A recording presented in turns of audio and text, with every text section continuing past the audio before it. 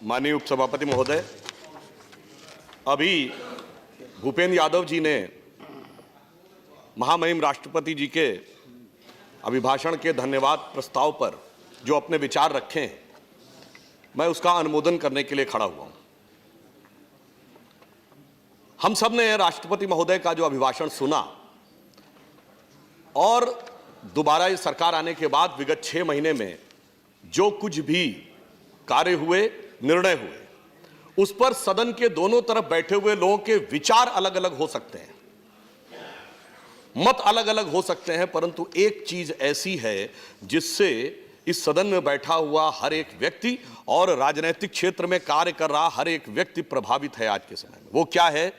Politics में crisis of credibility, राजनीति में विश्वसनीयता का संकट। एक आरोप लगता था कि लोग कहते कुछ हैं और करते कुछ हैं, परंतु आपने देखा कि विगत 6 महीनों में इतने निर्णय हुए, चाहे ट्रिपल तलाक हो, 370 हो, या आतंकवाद विरोधी अधिनियम का विषय हो, सीए का विषय हो, सबके विचार अलग हो सकते हैं, परंतु इसने एक बात कम से कम भारत की जनता में स्थापित की कि जो कहा जाता है वो किया जाता है। यानी क्राइसिस ऑफ क्रेडिबिलिटी को समाप्त करने में मैं मानता हूं कि ये पिछले 6 महीने एक मील का पत्थर है। साथ ही साथ मैं ये भी कहना चाहूंगा कि जब क्राइसिस ऑफ क्रेडिबिलिटी के खिलाफ खड़ा होना पड़ता है तो कार्य और मार्ग इतना आसान नहीं होता है, उसके ऊपर बहुत से कांटे बिछे हुए होते हैं, परंतु उन कांटों के बीच में से सहजता से चलते हुए आगे जाने की प्रेरणा हमें मिलती है जब हम कहते हैं श्रुतं चैव यत् कंटका कीर्ण मार्गम स्वयं सीकृतम न सुगम कार्येत। यानी कांटों से भरे हुए मार्ग के बीच में से स्वयं सुगम मार्ग बनाते हुए आगे बढ़ते हैं। और इसलिए आपने देखा होगा कि पिछले 6 महीनों में जो कुछ हुआ, हम उसके लिए ये पंक्ति कहना चाहेंगे कि दर्द की रात गई, गम के जमाने भी गए और मोदी जी की हिम्मत से कई दाग पुराने भी गए। अब मैं आना चाहूंगा कि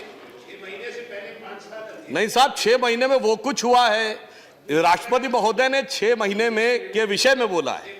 अब मैं आ रहा हूं कि पिछले वर्षों में क्या हुआ।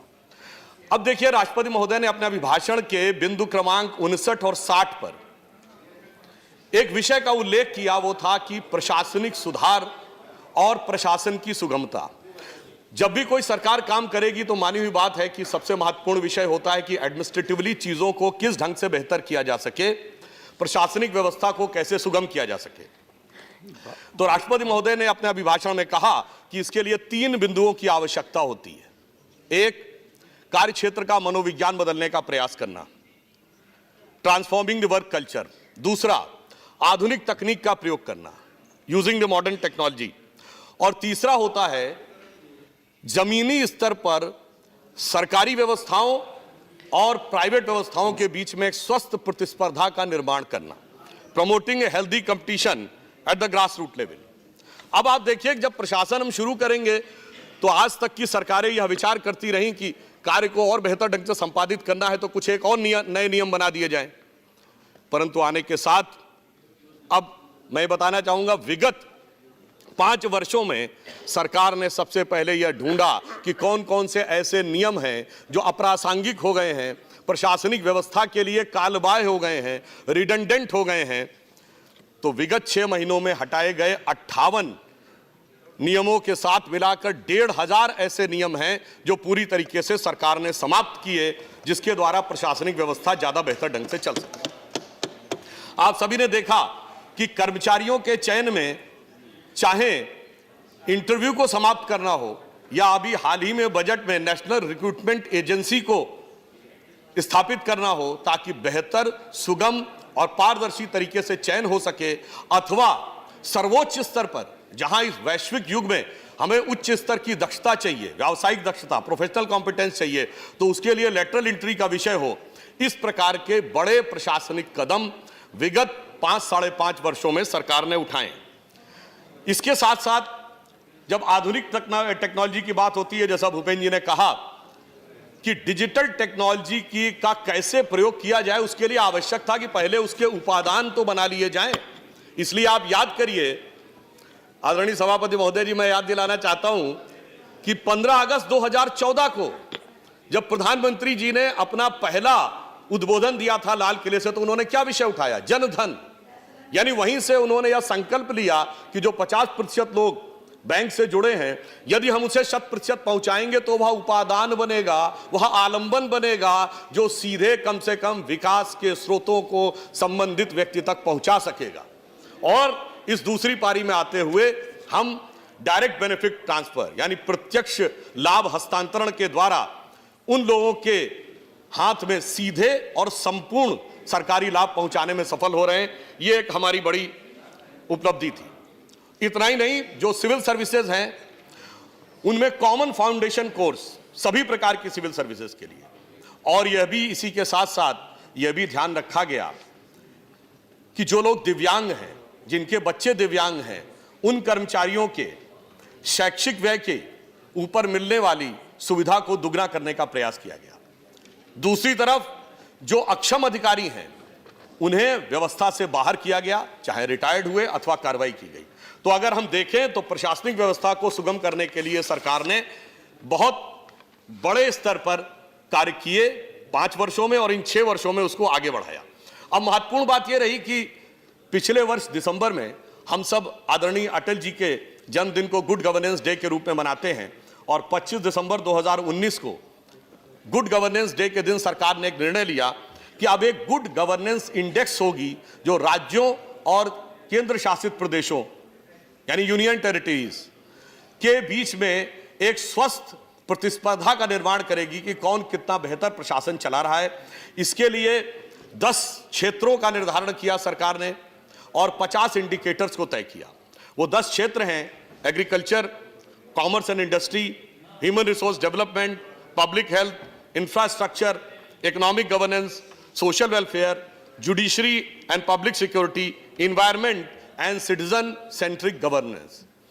तो एक प्रकार से हमने एक व्यवस्थित स्वरूप बनाया कि केंद्र सरकार ही नहीं, राज्य सरकारें भी उस व्यवस्थित ढांचे में आकर बेहतर प्रशासन दें और एक दूसरे के साथ स्वस्थ प्रतिस्पर्धा का निर्माण करें। इतना ही नहीं, जो पेंशनर्स हैं, अक्सर जो अधिक बुजुर्ग हो जाते हैं 80 साल से ऊपर, तो उनको अपना प्रमाण पत्र देने में आने में असुविधा होती है, तो उसके लिए डिजिटल टेक्नोलॉजी और ऐप के माध्यम से उनको अपने लिविंग सर्टिफिकेट को प्रदान करने की सुविधा भी सरकार ने व्यवस्थित की।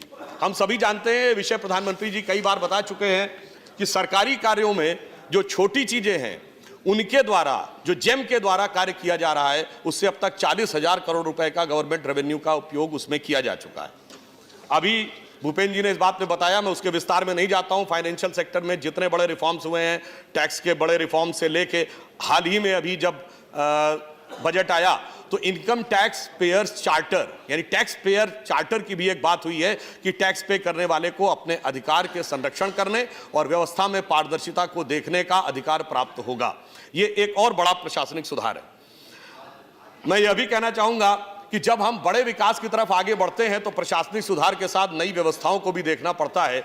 जैसे भारत बहुत तेजी से अब विकसित महाशक्ति के रूप में आगे बढ़ रहा है, तो ऊर्जा की आवश्यकता भी होती है। तो पिछले समय में हमने इंटरनेशनल सोलर अलायंस बनाया था और इस बार हमने गैस ग्रिड की शुरुआत की है, अर्थात क्लीन एनर्जी, जो पर्यावरण के अनुसार उपयोगी ऊर्जा हो, उस दिशा में आगे बढ़ने का हमने प्रयास किया है।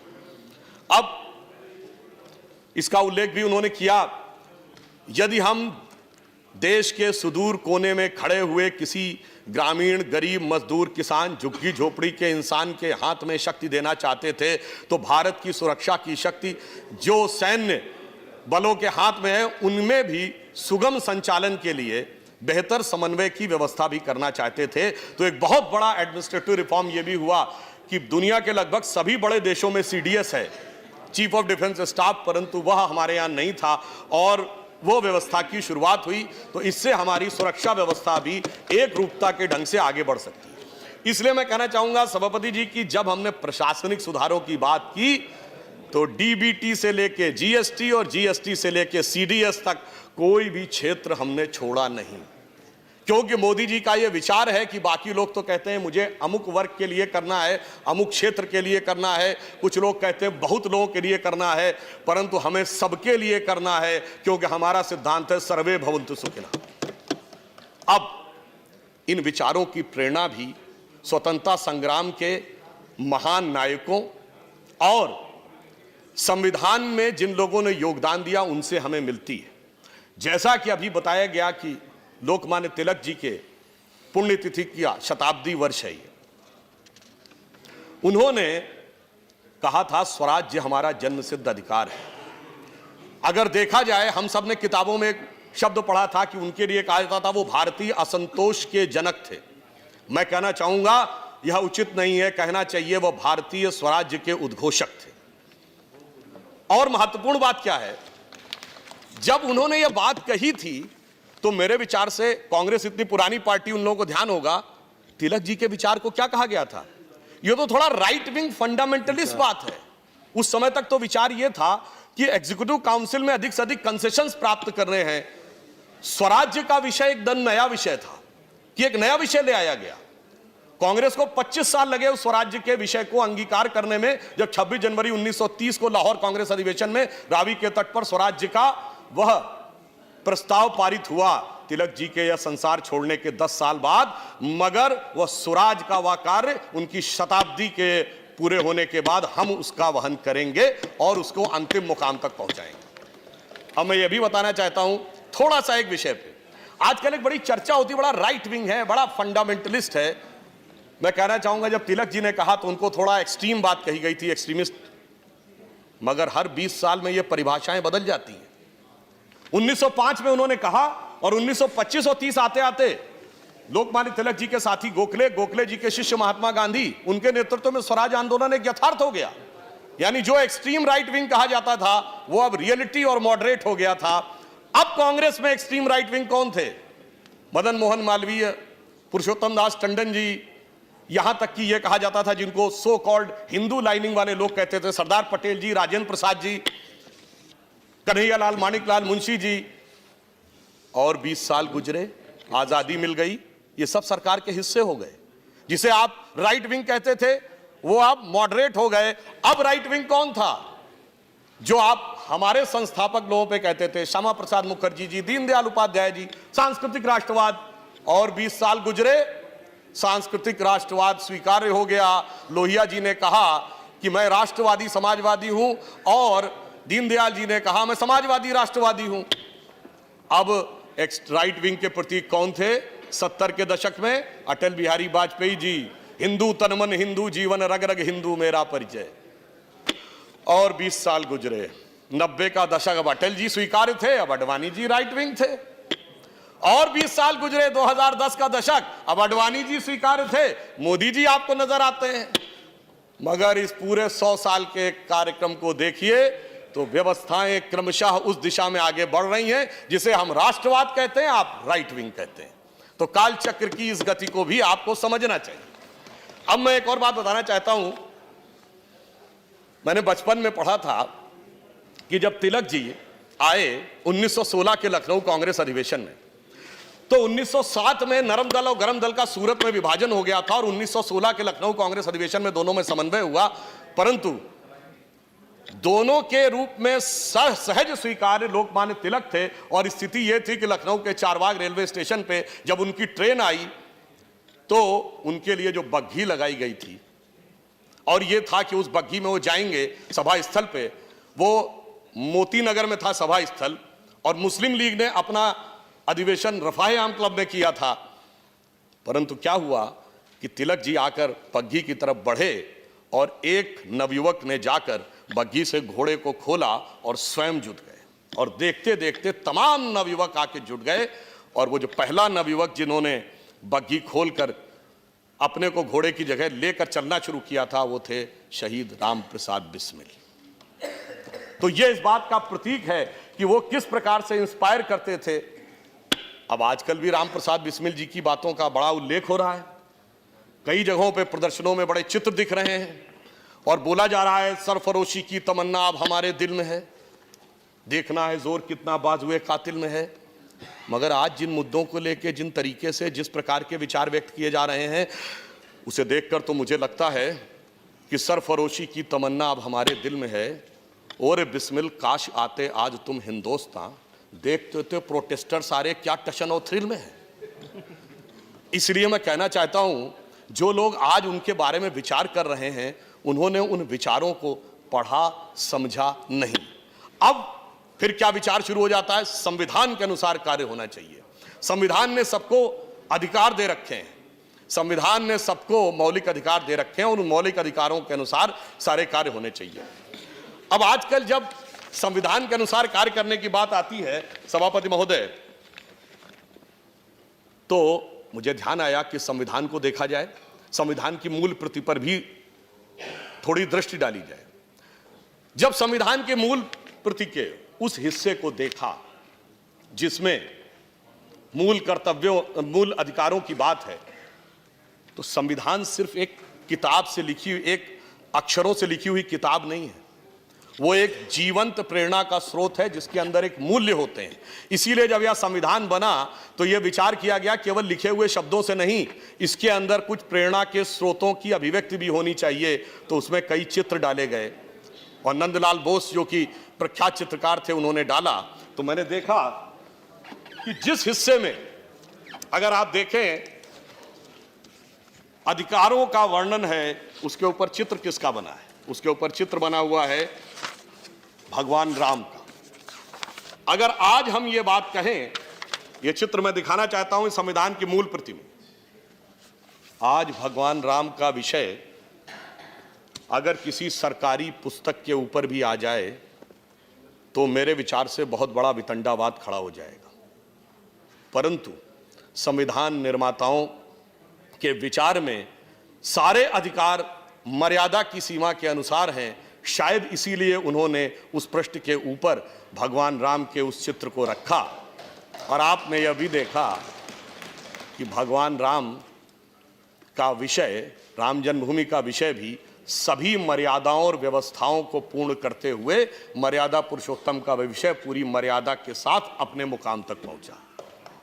परंतु एक बात मेरे मन में आई इसे देखकर कि इस मुकदमे में एक पैरोकार स्वयं श्री रामलला विराजमान थे और श्री रामलला विराजमान 70 साल तक कोर्ट में रहे और उनसे मांगे गए कागज दिखाओ भाई जन्मभूमि के, पूरे कागज दिखाइए, 500 साल पुराने भी सबूत के आधार पर ही होगा। और सभापति महोदय, कागज सिर्फ हिंदी और संस्कृत में नहीं, अंग्रेजी में नहीं, फारसी में भी दिखाने पड़े जो फारसी के कागज थे।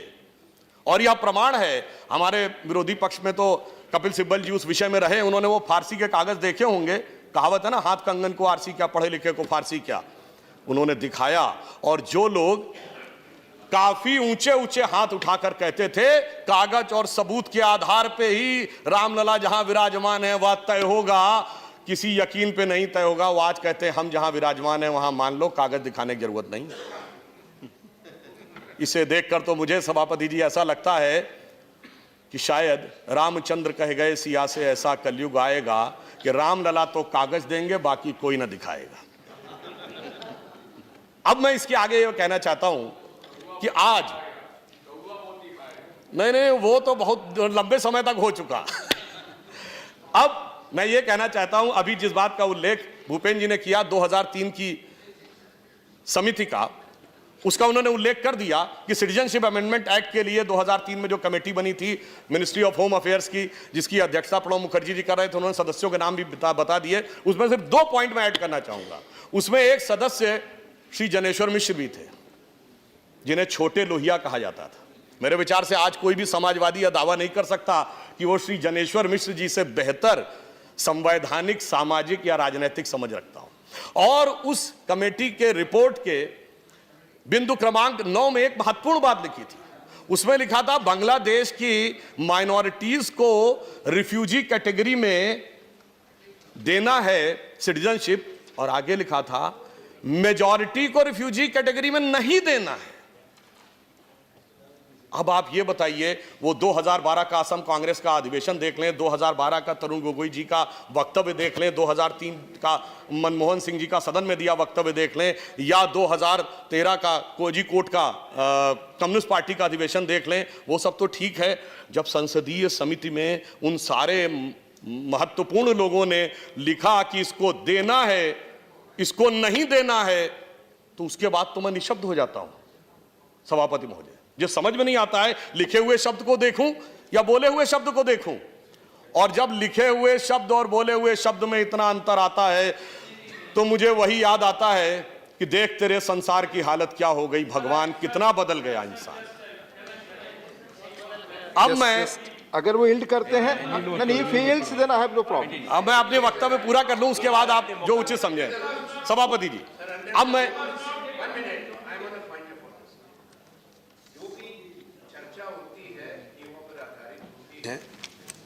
कई सदस्यों का यहाँ पे नाम जरूर लिया गया जो कि यहाँ पे नहीं है, चाहे पूर्व राष्ट्रपति का लिया गया, इसमें कोई आपत्ति की मैं बात नहीं कह रहा हूँ।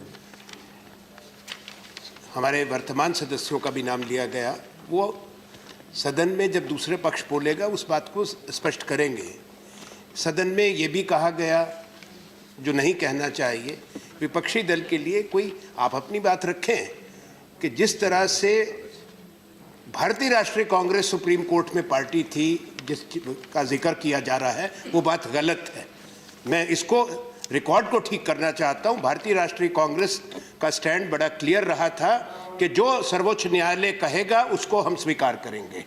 आखिरी बात, ये सदस्य रहे माननीय प्रदीप भट्टाचार्य जी, जिसका आपने समिति का जिक्र किया है, इनका अधिकार भी बनता है, कृपा करके इन्हें अवसर दें, मेरा आपसे भी आग्रह है, ताकि अगर कोई आपको भी अगर कोई स्पष्टीकरण है इसमें कोई आपत्ति नहीं होनी चाहिए, आपत्ति नहीं होनी चाहिए। हाँ, आनंद जी आप बैठ यील्ड करें, ये भी परम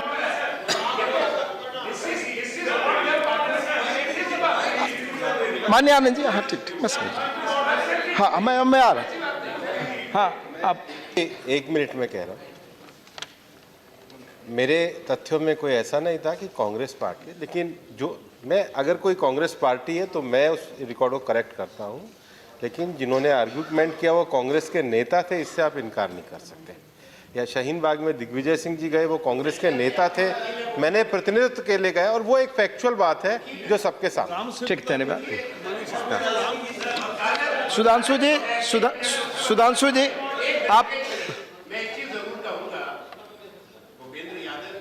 बड़े वरिष्ठ अधिवक्ता हैं, वकील हैं, इस सदन में कई लोग हैं, हमने भी वकालत करी और पढ़ी है, आप भी हैं माननीय उपसभापति महोदय, और जिनका जिक्र किया वो भी देश के बड़े वकीलों में से है।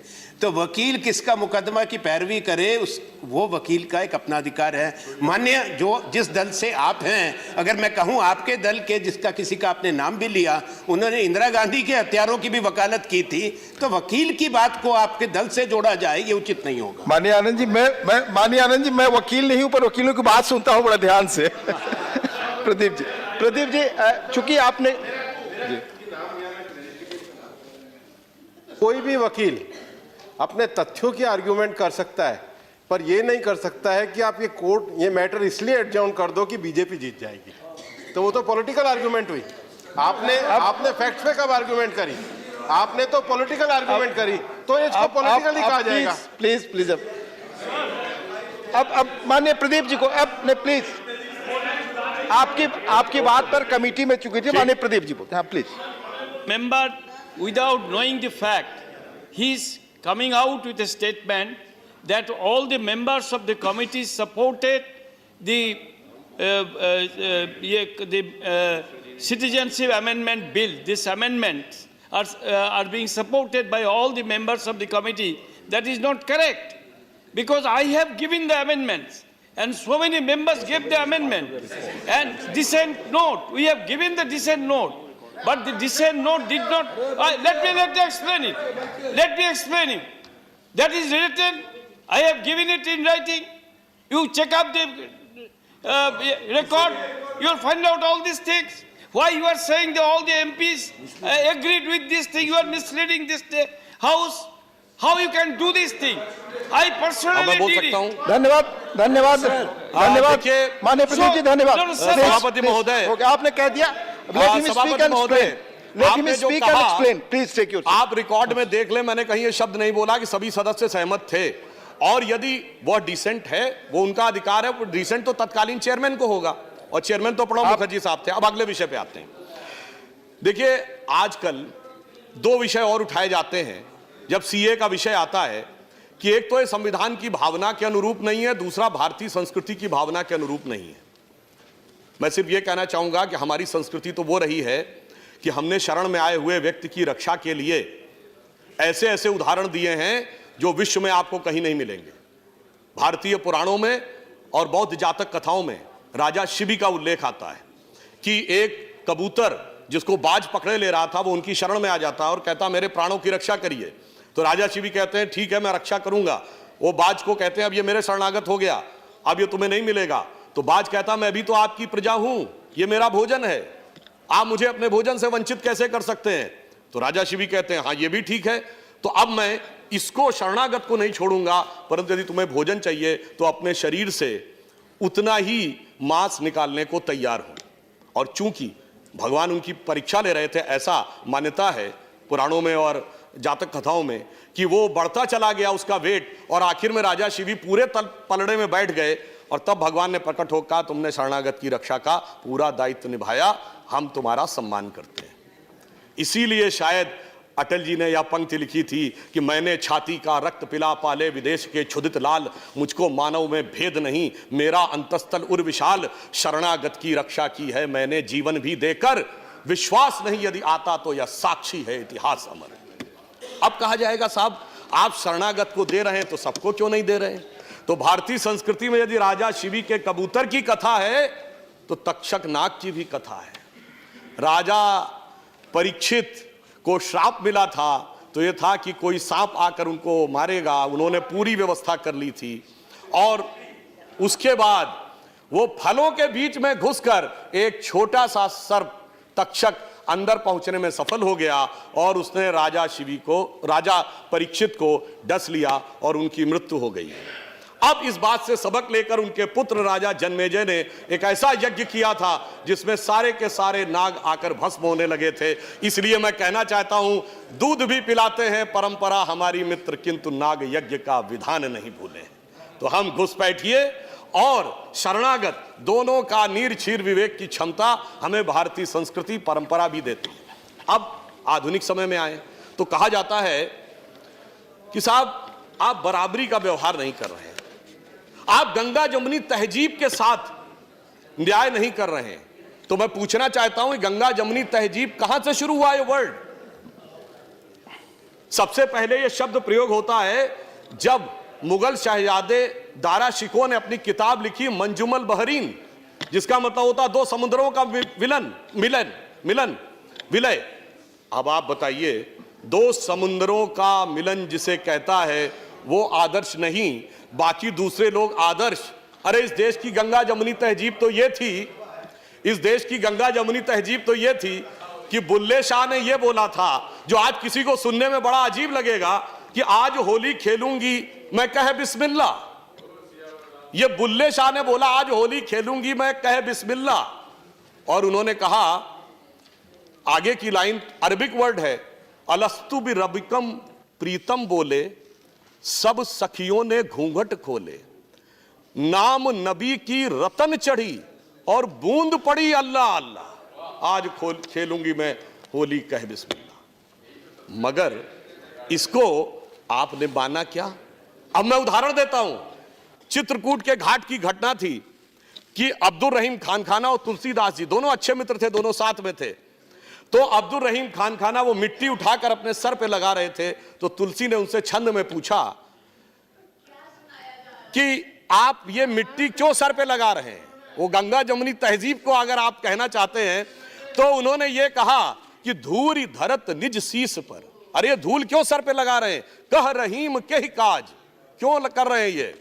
तो रहीम ने क्या जवाब दिया, जेहि रज मुनि पत्नी तरी सोई ढूंढत महाराज। वह रज जो भगवान राम के चरणों की वह रज ढूंढ रहा हूं जिससे मुनि की पत्नी तर गई थी, मेरा भी उद्धार हो जाए। मगर कोई समस्या नहीं थी, आज बुल्ले शाह होते फतवा जारी हो जाता, मेरा पक्का मानना है, और बहुत सारे लोग उनके समर्थन में खड़े हो जाते। ये देश की धर्मनिरपेक्षता के ऊपर हमला है। इसलिए मैं कहना चाहता हूं, और ये जो गंगा जमुनी तहजीब थी इसमें कोई समस्या आजादी के बाद तक भी नहीं थी। ये सारी समस्या 1976 के बाद आई, जब सेकुलर शब्द का प्रयोग अपने राजनीतिक हित में करने की शुरुआत हुई। अगर मैं आपसे कहना चाहूं, आप सब ने वो सुना होगा, मन तरपत हरि दर्शन को आज, ये किसने गाया, मोहम्मद रफी ने। लिखा किसने, शकील बदायूनी ने। संगीत किसने दिया? नौशाद ने। तो गंगा जमुनी तहजीब ये थी।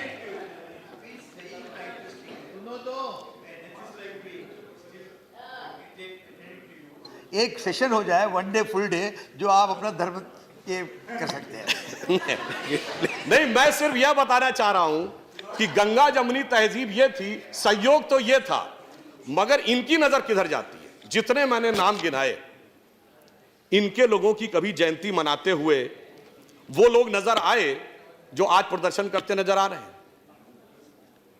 वो लोग आज नजर नहीं आते। वो तो आज कहते हैं हमने 800 साल इस देश पे हुकूमत की। अभी कुछ दिन पहले बयान दिया, और फिर कहते हैं कि साहब हम तो मजलूम हैं, हमें अधिकार मिलना चाहिए। ऐसी विचित्र स्थिति आज के देश में आकर खड़ी करने का प्रयास किया जा रहा है जो सत्य से बिल्कुल परे है। आपने कभी नहीं सुना होगा पूरी दुनिया में कि कोई यह भी कहे कि हमने इस देश पे शताब्दियों तक हुकूमत की है और फिर यह कहे हमें स्पेशल स्टेटस मिलना चाहिए।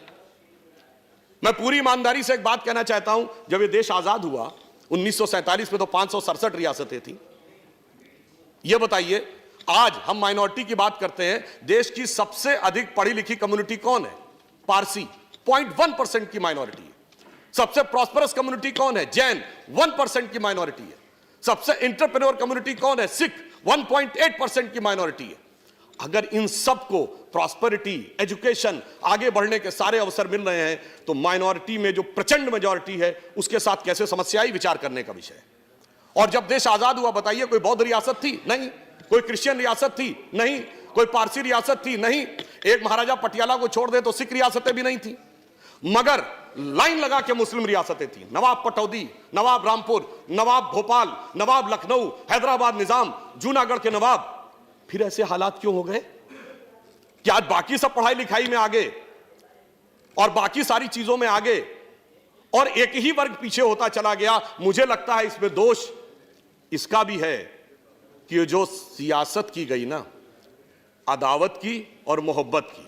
किसी ने दिखाने की कोशिश की कि हमें तुमसे बड़ी मोहब्बत है, तो किसी ने दिखाने की कोशिश की कि फलां को तुमसे बड़ी अदावत है, और उस सियासत ने कहां ये पहुंचाया सभापति जी, किसी को किसी की मोहब्बत ने मारा, किसी को किसी की अदावत ने मारा, पर इस शराफत अली को सेकुलर सियासत ने मारा। इसलिए मैं ये कहना चाहता हूं, आज के इस यथार्थ को देखिए, पूरे देश में जो सामने दिखाई पड़ रहा है। ज्यादा खतरनाक बात जानते हैं क्या हो रही है? मैं सदन का ध्यान आकर्षित करना चाहूंगा कि ज्यादा खतरनाक बात यह हो रही है कि अब यह बहुत उग्र स्वरूप में आगे बढ़ने का एक प्रयोग किया जा रहा है। और उसका उदाहरण मैं यह कहना चाहूंगा, जब सीए का विरोध हुआ तो विषय क्या था कि असम की संस्कृति की रक्षा करनी है या असम के लोगों के हितों की रक्षा करनी है। मगर सबसे पहले आंदोलन कहां शुरू हुआ? जामिया में, उसके बाद अलीगढ़ में, उसके बाद नदवा में, उसके बाद हमारे एक दूसरे सदन के सांसद हैं जो हैदराबाद के वो सबसे बड़े झंडा बरदार, अलंबरदार बन गए। और सबसे पहले रेजोल्यूशन कहां पास हुआ? केरल की असेंबली में।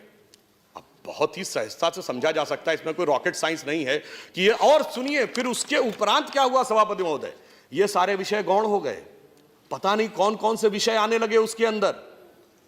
कश्मीर से लेके धारा 370 से लेके देश को अलग करने से लेके आसाम को परमानेंट अलग करने तक। तो ये देखकर यह मन में संदेह उत्पन्न होता है कि यह सारा का सारा जो घटनाक्रम है, हम सभी लोग बहुत जिम्मेदार लोग हैं, हमें यह समझना चाहिए कि ये सारी की सारी चीजें जो हो रही हैं, क्या हमारी गंगा जमुनी तहजीब के हिसाब से हैं, क्या हमारे संविधान के हिसाब से हैं, या जो संविधान में कमेटियों में लिखा उसके हिसाब से हैं, या फिर ये कोई एक खतरनाक प्रयोग है, हम जाने में अनजाने में उसके शिकार होते चले जा रहे हैं और देश और समाज को भी उसकी गिरफ्त में लाते चले जा रहे हैं। और जब कोई इस प्रकार का कार्य होता है तो मैं सिर्फ एक उदाहरण और फैक्ट कोट करना चाहूंगा। एक बहुत बड़े पत्रकार हैं मार्क टेली, जो 26 वर्ष भारत में रहे, बीबीसी के उन्होंने संवाददाता रहे। उन्होंने, पुरानी बात नहीं है सभापति महोदय, 22 सितंबर 2019 को आर्टिकल लिखा है। उस आर्टिकल में क्या लिखा है कि Muslims in India are the luckiest. भारत में रहने वाले मुस्लिम समाज के लोग सर्वाधिक भाग्यशाली। उन्होंने उसका एक उदाहरण दिया कि मैं 26 साल दिल्ली के निजामुद्दीन इलाके में रहा, मेरे यहां से थोड़ी दूरी पर हजरत निजामुद्दीन औलिया की दरगाह थी और थोड़ी दूरी पर तबलीगी जमात का ऑफिस था। उन्होंने कहा दुनिया का कोई दूसरा देश होता तो 26-27 साल में कोई एक दूसरे को समाप्त जरूर कर देता, परंतु भारत के मुस्लिम इसलिए भाग्यशाली हैं कि वो अपने मजहब के अंदर भी जिस तरीके से चाहें उस तरीके से इबादत कर सकते हैं। ये कहने वाला कोई संघी भाजपाई नहीं है, ये कहने वाला एक वह पत्रकार है जिसने पूरी जिंदगी भारत में गुजारी है और 2019 में उसने कहा है। इसलिए मैं ये कहना चाहता हूं कि जो कुछ भी हो रहा है इस पे किसी भी प्रकार का खतरनाक खेल सभी के लिए नुकसानदेह हो सकता है। यह नहीं सोचना चाहिए कि सिर्फ हमारा हित साधन होगा और दूसरे को क्षति होगी। अगर और वो भी विशेषकर जब बगैर किसी आधार के यह बात हो रही हो। मैं फिर एक पंक्ति कोट करना चाहूंगा, बड़े प्रसिद्ध शायर हैं राहत इंदौरी उनकी, और बड़ी फेमस कविता आप लोगों को बहुत ध्यान होगी कि अगर है खिलाफ तो खिलाफ होने दो, ये सब धुआं है कोई आसमान थोड़ी है, आगे है लगेगी आग तो आएंगे घर कई जद में, लगेगी आग तो आएंगे घर कई जद में, यहां पे सिर्फ हमारा मकान थोड़ी है। यह विचार बिल्कुल ध्यान रखिए कि हम सिर्फ अपना हित साधन करते हुए आगे निकल जाएंगे, ऐसा नहीं। और अंत में मैं ये कहना चाहूंगा, राष्ट्रपति जी के अभिभाषण के पहले ये अगर आपको समझ में आ जाता तो दुनिया कुछ और होती साहब। अब मैं एक और बात कहना चाहता हूं। नहीं, सुनिए, वो अगर आप कहना चाहते हैं ना आप तो चेयर को एड्रेस करें। मैं चेयर को एड्रेस एक अंत में सिर्फ ये कहना चाहूंगा कि राष्ट्रपति महोदय के अभिभाषण के प्रथम बिंदु पे यदि हम जाएं, जो वहां से समाप्त करना चाहूंगा, प्रथम बिंदु पे जाएं तो उन्होंने क्या कहा, 21वीं सदी के तीसरे दशक की शुरुआत हो रही है। अब मैं कहना चाहूंगा जब 21वीं सदी और तीसरा दशक आए तो हमें थोड़ा सा हम अगर गौर करें तो जब 20वीं सदी का पहला सूरज उगा था सन 1901, उस समय इस देश में किसकी सरकार थी? अंग्रेजों की। 20वीं दशक के मध्य में यानी 1951 में जब इस देश में पहला सूरज उगा तो इस देश में किसकी सरकार थी? कांग्रेस की। और 2001 में जब 21वीं सदी के पहले सूरज की पहली किरण इस धरती पे पड़ी तो इस देश में किसकी सरकार थी? अटल बिहारी वाजपेयी जी के नेतृत्व में भाजपा की। और दूसरे दशक में मोदी जी के नेतृत्व में स्पष्ट बहुमत की। तीसरा दशक शुरू हुआ तो दोबारा और अधिक बहुमत की। इसका मतलब नियति का संकेत है कि 20वीं सदी अंग्रेज की थी, 19वीं सदी अंग्रेज की थी, 20वीं सदी कांग्रेस की थी और 21वीं सदी भारतीय जनता पार्टी की है। इसलिए आप सब लोग इन विचारों को समझिए, साथ में आइए और जो देश में प्रदर्शन चल रहा है, जो ये विचार चल रहा है, ये पूरी तरीके से तथ्यों पे आधारित नहीं है और जिस प्रकार से आग लगाने का जो प्रयास हो रहा है उसे रोकने का प्रयास करिए। सत्य को ढकने का प्रयास मत करिए। जैसे सूरज को परछाई से ढका नहीं जा सकता, उसी ढंग से सत्य को ढका नहीं जा सकता। आप इस यथार्थ को समझिए, मिलकर साथ चलिए तो देश के लिए भी सत्य होगा। यह पंक्ति कह के समाप्त कहूंगा, अटल जी ने कहा था ना, भरी दोपहरी में अंधियारा सूरज परछाई से हारा। इसलिए अंतरतम का नेह निचोड़ें, बुझी हुई बाती सुलगाएं, आओ मिलकर दिया जलाएं। तो देश के इस दिशा में मिलकर कार्य करें, यही कहकर मैं अपना निवेदन समाप्त करता हूं। धन्यवाद।